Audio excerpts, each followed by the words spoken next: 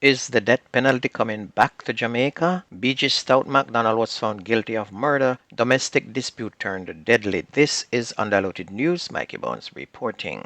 Director of Public Prosecutions, Paula Llewellyn, said that her office will be seeking the death penalty for David Simmet, the man who is accused of killing Tashina Pattison and her 10-month-old daughter, Saraya Palwell, who she shared with Member of Parliament Philip Palwell.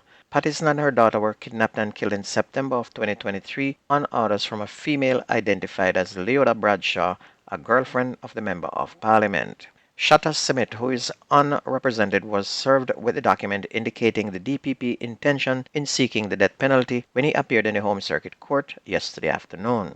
And it's alleged that Smith is the triggerman who, after allegedly being given the gun by another accused in the case beyond Black, used it to shoot and to kill Miss Pattison and her baby. The Crown further alleged that the murders were committed in the presence of Richard Brown and Beyond Black. According to the DPP, after the double killing, Smith sent a picture of the deceased female by phone to Leoda Bradshaw on her request while at the scene of the murder. They then set the bodies on fire.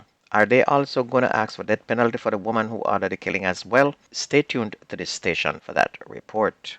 I cannot keep up with the nonsense political situation in Jamaica anymore. Every day since the election, we have a different party that is the winner. 2 days ago, the EOJ said the JLP was the winner. Yesterday, we announced that it was a dead heat after the JLP mayor of Kingston left the party and became an independent. Then last night, he changed his mind and he's now back a JLP member once again. So we're going to leave it at JLP 7 municipalities to the PNP 6 and the PNP just winning the popular vote.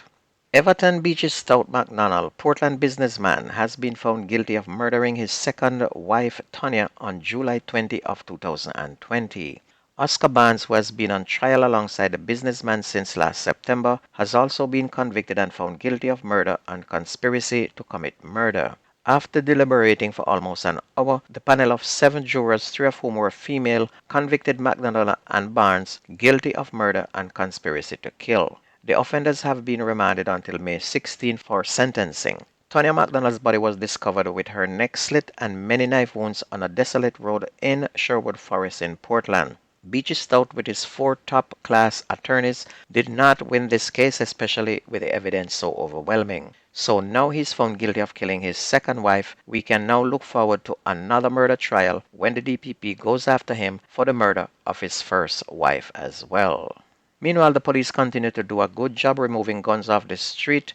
On Wednesday, a member of the Specialized Operations Branch recovered 3 illegal guns, including a rifle, during an operation in Central Village in St. Catherine. The firearms confiscated were a 9mm automatic handgun, a rifle, and a .38 revolver.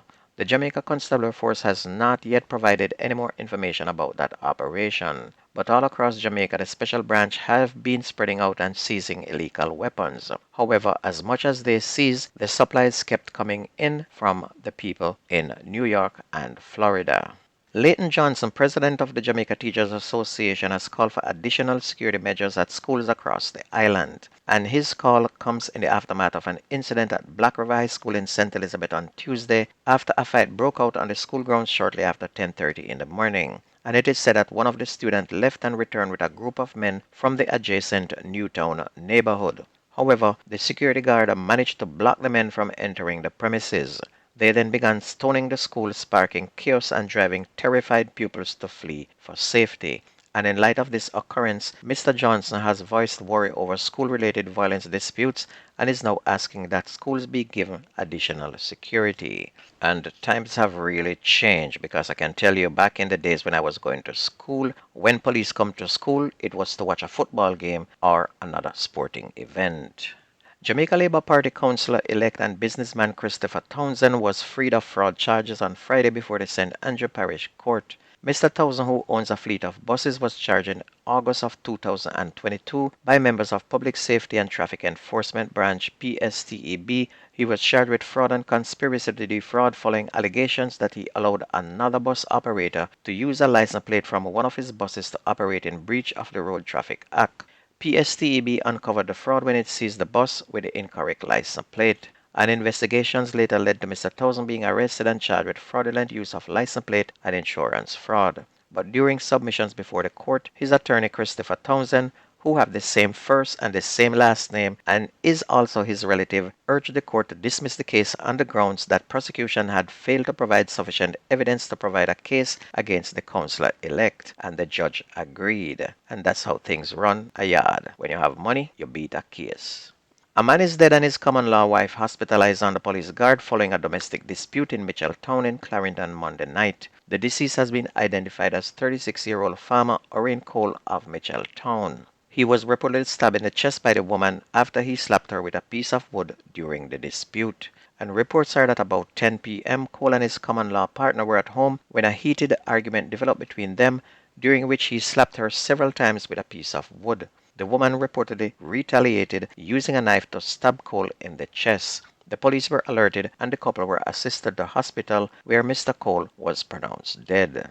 Now Haiti is in further turmoil as the gangs have now totally taken over the country, and the Prime Minister is now being asked by the United States to resign to avoid further bloodshed. The Prime Minister had left for Africa to get 1,000 soldiers from Africa to help with the rule of law and bring some stability, but with the gangs taking over the country and the airport, no plane is allowed to land, and the gang leaders are now saying if the plane attempts to land with the Prime Minister, they're going to shoot it out of the sky. So at the moment, the Prime Minister is said to be in Puerto Rico and cannot return home. And all the members of parliament have already gone into hiding, and I was watching some videos that shows total chaos and disaster and nothing that I have ever witnessed in any country before. The situation in Haiti is bad, very, very bad. On to sports. Cornwall College and Clarendon College registered on comfortable victories over Dintil Technical High and Garvey Massio in the second round of the Headley Cup schoolboy cricket competition, which began last week. At Cornwall College, Damian Daly captured 8 wickets for 27 runs and followed up with an unbeaten 46 as Cornwall beat Dintil Technical by 7 wickets. Dintil could only manage 118 runs against Daly's off-spin. The all-rounder then guided Cornwall College to victory at 120 for 3. And at Garvey Massio High, Clarendon College beat the home team by 243 runs. Led by 96 runs from Kenardo Cameron, Dejani West, who made 50, Giovanni Palmer 32, Clarendon College reached 297 all-out against off-spinner Sanjay Clark, who took 5 of 44, and Dante Dillian 3 for 112 for Garvey Massio. Responding, Garvey Massio were bowled out for only 54 runs, with seamers Teguan Roberts, who took 4 for 19, and West 3 for 9, doing most of the damage for Clarendon College. On to football, the Jamaica Reggae Boys seem to find a new star in 19-year-old and last year former striker from Clarendon College, Kaheem Dixon. Dixon, who hails from Arima and now plays for Arnett Gardens, is the only scorer in the 2 practice match against Trinidad and Tobago. And he was a phenom last year in the DaCosta Cup, scoring 40 goals, and in his first match last week for Arnett Gardens, he scored in a 2-1 win over Harbour View. The Jamaica squad have several international forwards, but the coach might have to bench the big names and play this youth as he is indeed a prolific goal scorer. The Jamaica Reggae Boys are now set to face the USA in the semifinals of the Nations League on March 21st in Arlington, Texas. And don't forget that the best news and sports takes place on this station. If you ever miss the news on this station, please go to YouTube, type in Jamerican Undiluted News, listen, like, share, and don't forget to subscribe to keep it going. That's news and sports. My name is Mikey Bones. I gone.